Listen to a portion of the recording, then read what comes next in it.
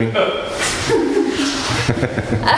name's Helen. I'm the new research trials agronomist. So I've been with Central West Farming Systems since the middle of January. So the GRDC have put forward a lot of money around the Stubble initiative, and it's a continuation of Rain, Grain and Stubble Project. And basically they're trying to find out, get some guidelines around how to manage your stubble, what's considered a bad low or too high, what's going to cause you sowing problems, and then potentially what might increase your disease risk as well.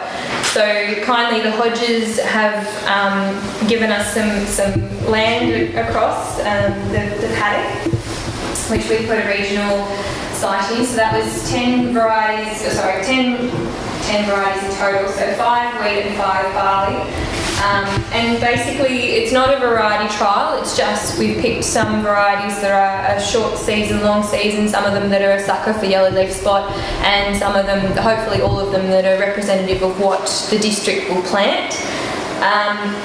And we also put in this year bigger plot trials, which we're referring to as our commercial stubble trials. So they're 10 metres by 40 metres. So I've got a few results from that. So at the moment, I'll just give you a little bit of a background on our regional site. So as I said, they're looking at whether or not different stubble treatments do influence the yield of wheat and barley, and do we get a cultivar response as well. So sorry about the amount of words, I'm working on getting them down. But the key points that have come out of last year's trial, and also the trials from since we started this project, I think about 2013, was that late burning or cultivation caused different yields in wheat and barley in 2 of the 3 trials. That was from last year. Even with the tight finish, they were actually able to get a difference. But stubble treatments had no effect on cultivar rankings or grain quality. So if you potentially picked a variety that didn't fit your sowing window or didn't fit your climatic conditions or the rankings of good performing varieties within this district, it didn't change any of that. And the trends emerging from the past couple of years of trials is that cultivation late and fallow to reduce stubble load, it didn't actually give you an improvement in yield unless you were trying to relieve soil compaction or maybe trying to put in some lime, a strategic till, or if you had established hard to kill weeds like a flea bane infestation or something like that. And burning stubbles late and fallow didn't necessarily give us a yield improvement in stubbles that were less than 3 tonnes. So through the Stubble Project and other collaborators throughout the district and the state, they've worked out that about 3 tonnes per hectare and less, you don't have too many sowing issues, it doesn't seem to negatively impact your yield. But above that 3 tonne, you start to get sowing issues, you start to get emergence issues, and then your disease issues as well. But John also said that burning late and fallow may be a good last minute option where despite you trying to line up all of your ducks, they just waddle off and you've got to do something about it. So the photos are horrible. These are actually photos from the day that, well, the one on the left is from the day that we sowed here at Gunning Gap. And we did some emergence counts on two different dates. It was sown on the 16th of May. So we sowed our wheat and barley all on the same day. It was about in the middle of the sowing window for all of our varieties.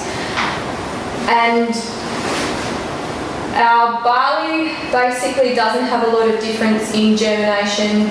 This is a combination of all the varieties together. We didn't find, these are raw results too, sorry I should say this, I haven't run the stats on this, so please don't take this away as being gospel.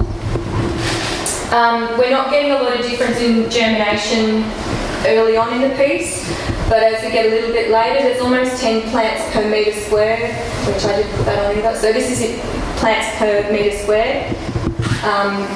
We're getting about 10 plants more in the burning plots compared to the cultivated plots. And that's sort of a similar trend that's coming through in our wheat as well. The burnt plots are doing a little bit better. And I have been told anecdotally that the burnt plots, burning normally gets a good germination, but they run out of legs towards the end of the year because they run out of moisture. So it'd be interesting to see whether or not we get this continuation of performance through. There could be a correlation with screenings there too, which would be interesting. Yeah. So these are our barley varieties, each broken down into individuals for the first plant count and the second plant count. So our barley varieties were Bloke, Commander, Compass, Latrobe and Oxford, and we did get a difference in plant emergence between all the different varieties, but what we saw in the first count wasn't necessarily what we saw in the second count. So some of them had a little bit of a change around, but our burnt plots in the second count are still sort of doing that little bit better on how many plants per metre squared. And this is our wheat. So we planted Condo, Lancer, Livingston, Spitfire and Suntop. And it's a bit slower to get out of there. So wheat are a little bit slower to get out of the ground. So there wasn't a lot of plants in the first count.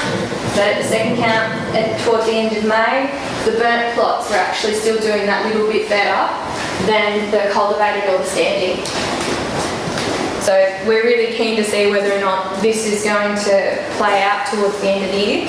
Just noticing there with the sun top, it's inverted in both cases there, isn't it? In terms of standing doing better than burnt? Yeah. And it could even be a little bit of sampling error as you move across the plot. We definitely did try and account for that. These are little plots, 10 by 2 metres wide, and you try and count them diagonally across the plot to get or cover any variation that you might get. But it's interesting to see the way that it's changed around a little bit. So we were able to do biomass cuts at GS30, so the stem elongation starting. And we picked we picked one cultivar of wheat and one cultivar of barley to follow through the rest of the year. We will do collect harvest data on all of the varieties, but for the moment we just picked Latrobe and Suntop. And the trend is following through with at least biomass cuts for being burnt being just that little bit better than the cultivated and the standing trial. We do have how much we were above to be able to put some numbers around it. So there was almost 300 kilos per hectare difference between the top and bottom in the Latrobe of dry matter, and the difference was almost 500 kilos in the Suntop. So again, I'm really keen to see whether or not this plays out at harvest time. I don't know whether or not we can take this data and relate it, because it's been such a wet year and a once in a 50-year experience, but maybe it's just the scientist in me wanting to know what's going on. So we were hoping to do some flowering cuts, and we will be getting in the paddock to do some harvest cuts. But this lovely photograph is of us on Monday. We went out to the site at Tullamore, and that's the water that we had to walk through down the road just so I could get some photographs of what the site was looking at. So I don't know whether or not we're actually going to be able to get any of our... That's when your gumboots leaked. Yeah, that's exactly when my gumboots leaked. It didn't matter whether or not they had holes in the bottom, it was coming up the top. So I'll just give you guys a little bit of a look at our commercial stubble trials. So they're bigger plots, 10 by 40 metres. They've got 4 different stubble treatments. So we're looking at standing stubble, flattened stubble with a set of upturned harrows, burnt stubble, and then cultivated stubble. And these are really trying to look at a management stubble interaction. So we came in, put in the treatments, and then the growers sowed over the top, and I said just treat it like they're not even there. So when they wanted to spray, they sprayed. If they wanted to top dress, they did it at their own accord. We just came in and collected the data. So this is for the Hodges wheat, just out in the paddock. It's right next door to the regional site. And we sampled them on the same day. The paddock was sown, I think, about 2 or 3 days after our regional site. And interestingly, standing stubble was doing a little bit better at that first sample date, and then burnt and harrow were about on par, which is quite interesting because I would have thought that stubble being laid flat across the paddock would have caused a little bit of an issue. We had another cooperator down the road, Pat O'Connell. I'm not too sure whether or not the paddock is still, whether or not it's out of water or whether or not it's completely submerged. And he put in barley. And so there's probably not a lot of difference apart from, well, the burnt plot is doing a lot worse when we first looked at it, but a bit further along, and I think those dates are wrong, so please. It was about 10 days, 2 weeks between sampling. But at the second sample date, Harrow was doing just that little bit better, but there was probably negligible difference. So I don't think that there would be any statistical difference between any of those treatments at that early stage. We're able to get some biomass cuts, and the burnt plots here were doing significantly better than the cultivated, the harrowed and the standing. So it's a similar trend as what we're seeing in our regional site with all of our different varieties, that the burnt's performing just that little bit better. And in the barley, we're getting the burnt again higher, but the harrow is still doing that little bit better than the cultivated and the standing. And I'm wondering whether or not the reason the cultivated's not doing really well is because we've had so much rain. So maybe we've just fractured the soil structure, so we're not actually getting some infiltration happening through. But Peter would probably be better in being able to tell me whether or not that would be a factor that could be influencing our results at the moment. Yeah. So just rehashing the key points from the previous trials, and we'll see whether or not this year's results fit with whether or not late burning and cultivation causes a significant difference, and if we do get any differences in cultivar rankings coming out of this wet season. So thank you very much, and any questions? It'll be interesting collation over several years. Burning may work well for a season, but over years it may, most things have a curve effect, whether it'll curve that way or that way. And I think some of the, your standing stubbles will curve that way, some of your burning will curve that way. It's almost like... And then it correlates and it depends on the season. So too much of a good thing. And I think that's what they're really trying to find out from this Stubble project, running it over and trying to get a couple of good years of data, or trying to have it run for a long time, is that we can pin it with what the environment's doing, your seasonal effects, and sort of say, well, in a wet year, this particular stubble treatment is going to fit a stubble load of less than 3 tonne. Or in a dry year, your stubble load of more than 3 tonne, you need to do something about it. And I think too, just sort of letting farmers know that you can use every tool in the box. Exactly. There are guys, there was a period there where it almost became blasphemy to burn a stubble, almost a crime. Most blokes are trying to retain stubble for soil health, obviously. Wind erosion and whatnot, as well as, just biomass. But there are times when it's the best thing to do. You put a match in it. If you back pocket for the back manager and for the following season. And I think that's one thing I've noticed again. Talking to farmers around the district, is some guys that almost feel guilty that they do put a match to it now and again, and they shouldn't. It is a crime in England because it's illegal to burn. But it's much more. But then the farmers are much closer to villages. It's much more integrated, and same in France. But it comes back to your varietal choices, and this goes back to what we were about this morning. That if you're growing, and in the varieties that you've got here, particularly the barley varieties, say was there Compass was in there? Yeah. Commander? Yep. Was Bull Carlo? Yep. So there are 3 barley varieties that are renowned for growing particularly tall and particularly big and bulky.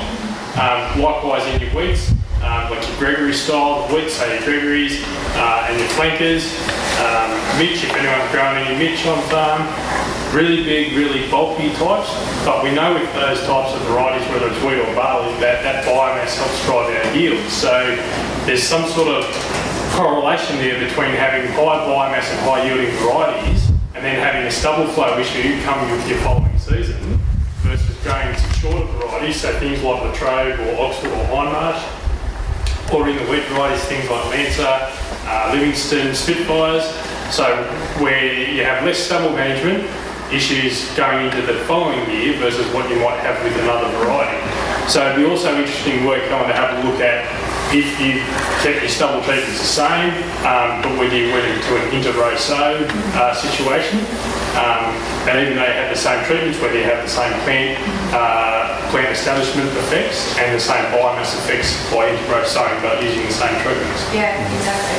And please let me stress that we pick these varieties not to pitch one against the other because each of them do a different job, which Richard will be able to tell you that you grow a particular variety for the window for your desired output. It's probably a little bit unfair that I've put them all up there together against one another when it really should have been bull oak against bull oak at the different sampling times. So definitely you need to consult with your agronomist or your seed seller to pick your best variety for your own window and for your target market at the end. I suppose I don't mind strategic burning if farms are having a problem, but as a soils person, I really like to see organic matter go back into soil health, as you're saying. But one of the things that I wonder about this, as you're saying, biomass drives yield. I mean, if the bigger biomass is causing a problem, then it needs to be managed. But I'm not sure that's the issue here. I'm just wondering whether the fact that I'm just wondering whether it's a nutrient issue, and the fact that you're burning, you release the nutrients very quickly to the crop, whereas if you're incorporating stubble, you have to wait quite a few years for the balance of the soil to get going, so that the same amount of organic matter is turned over and the same amount of nutrients. That's what we were saying. It's the curve effect, isn't it? Yeah. It'll take a few you can add some nutrients to these and see whether it's purely a nutrient. Oh yeah, Just split pop absolutely. or something like that. Yeah. But I think it's really important that incorporating it or leaving it standing is a long-term thing. It takes 5 or more years for the amount of organic matter to build up to release the amount of nutrients that you're instantly releasing with burning. So Exactly. and we would have processes occurring. We would have loved to have done some tissue testing on the different, or maybe a couple of the varieties, but definitely on the different treatments to see whether or not there's a nutritional that's coming through and relate that to that. But unfortunately, the budget didn't quite stretch that far this year. But maybe we might be able to. You need to say that to unravel to be sure you need to do that.